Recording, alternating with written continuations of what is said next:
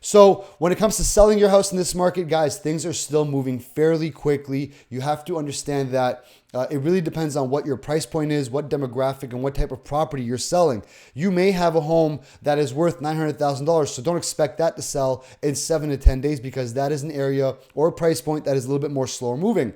You should be working with your real estate agent who's going to explain all this to you to let you understand what's happening to your certain type of market. So for example, if you're under the $500,000 mark in Oshawa, Bowmanville, and these areas, you're going to get quite a bit of activity and it should sell fairly quickly. As a real estate agent, yes, we are going to be doing what we can to make sure the sale is as seamless as possible, but I'm not forcing the traffic to come. The traffic is there because that's what the market dictates. There's a lot of buyers out there for this price point. On the flip side, if you have a home that's $900,000 or $1 million, you're not going to get a lot of activity and walk through traffic just because these segments of the market have slowed down drastically. Now, you're also going to be looking at taking a very close eye as to what's happening with this property and other types of homes that you're competing against, because if there's not a lot of activity and nothing else is moving, then you understand, okay, it's a slower moving segment. I wouldn't do a price reduction right away.